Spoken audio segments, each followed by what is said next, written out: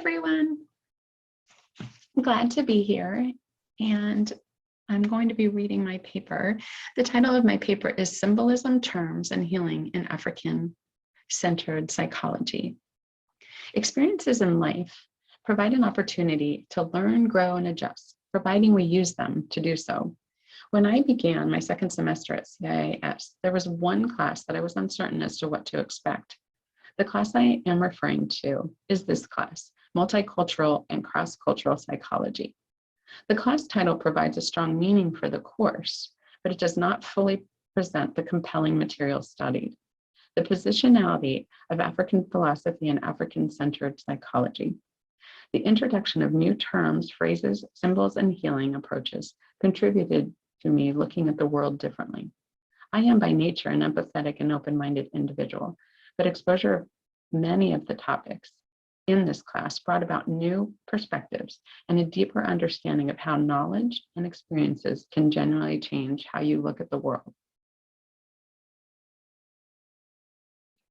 The Sankofa bird is a symbol of African culture. I begin here because it correlates to the many terms that I will discuss. In addition, the illustration of the Sankofa bird acknowledges the remembrance of the past while moving forward. Applying this to myself, I reflect on the semester, bringing forward the treasures I gathered. I realize this is slightly different, as I am not looking to ancestors' wisdom, but the analogy is similar. The Sankofa bird reminds us to reach back for useful foresight to apply today. It holds in it a collective nature to embody that which is lived and that which is living. Its illustration emulates connection by reaching its head back and retrieving or fetching a precious egg, a nugget from the past, and bringing it forward to teach and guide. The Sankofa cultural slides from this class combine another portrayal of African terms and the relationships of the Sankofa bird. The past, present, and future terminology of Jegna and Genok follow the basis of the Sankofa, applying their meanings to those that have influenced your life and whom you will influence. The terms Jegna and Genok have distinct meanings. Jegna is a title of distinction held in high regard. Jones, 2018. They are warriors, heroes, and soldiers protecting their land, culture, and people whilst with strength and courage. They are brave and honorable. As a Jegna, one is learned, is still learning, and teaches. Wisdom teachings brought forward regarding those who have guided you. It represents those you will lead in the future by setting an example and transmitting energies and instructions to pass down.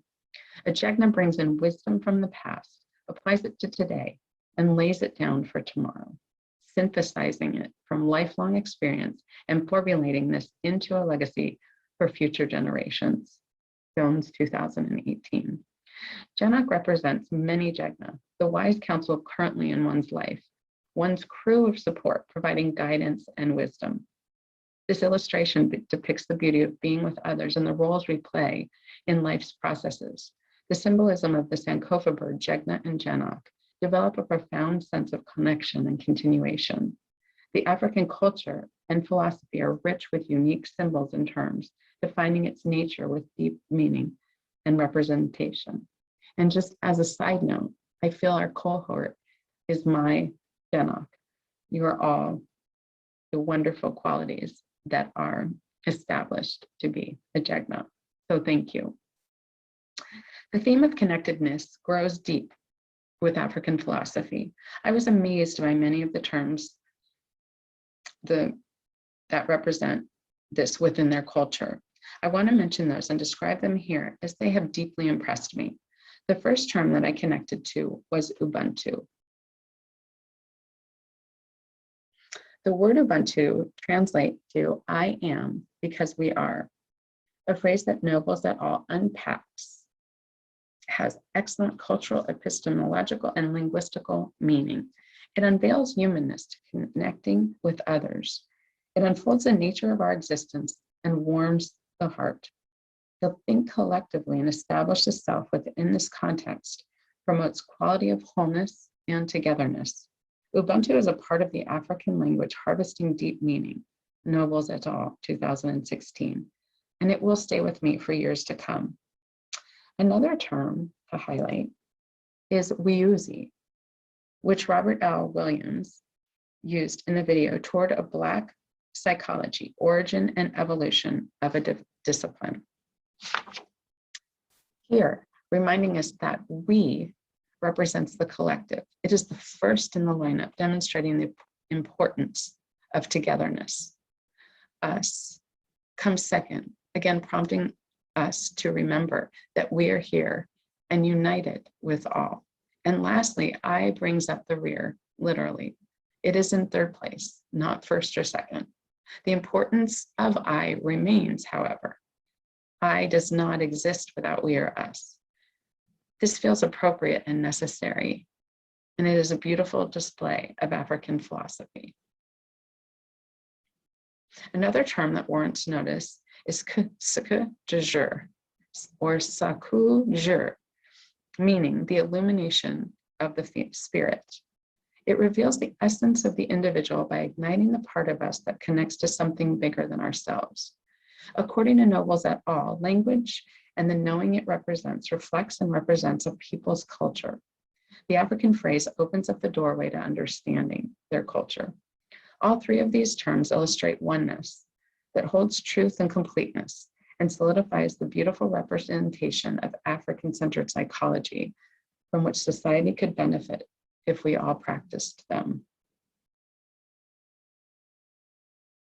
Dr. Sean Ginwright's approach to shifting from trauma-informed care to healing-centered engagement, or HCE, is compelling, and how he derived it is even more so.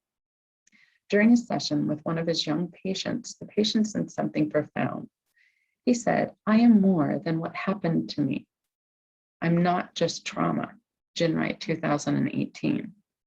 There are a couple of remarkable points to this statement.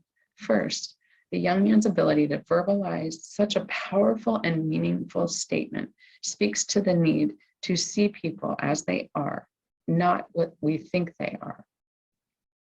Secondly, I appreciate Ginwright's ability to connect with his patient and listen to what they are saying.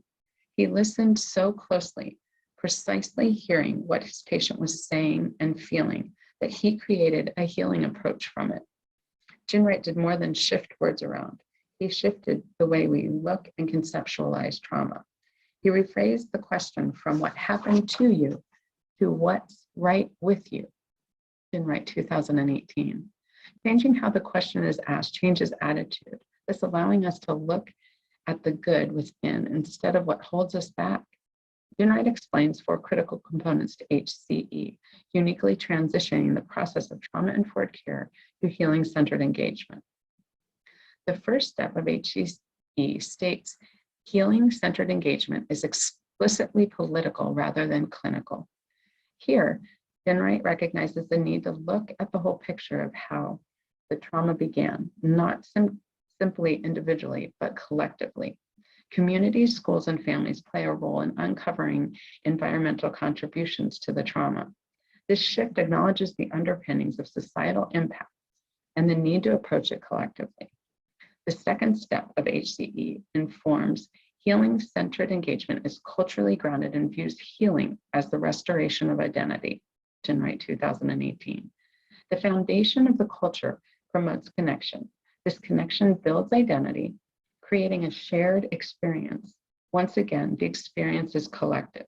It aids in helping young people find purpose, meaning, belonging, and direction through cultural recognition. It empowers them to see themselves on a different platform, thus contributing to their well-being and self-engagement. The third step that Ginwright discusses is healing-centered engagement. Healing-centered engagement is asset-driven and focuses well-being we want rather than well-being we want to suppress. Our well-being is not well if we are suppressing who we are. This component is the basis of HCE. It recognizes that we are more than the worst things that happen to us. Ginwright 2018. The focus is on understanding the past, but looking deeply and courageously toward the future. Knowing what one wants to achieve concentrates the efforts towards healing by granting a fresh perspective and new outlook. The fourth component of HCE is healing-centered engagement. Supports adult providers with their own healing, Ginwright 2018. African philosophy promotes continued recognition of past, present, and future. This last component of Ginwright's HCE brings healing full circle. Once again, it is a collective experience.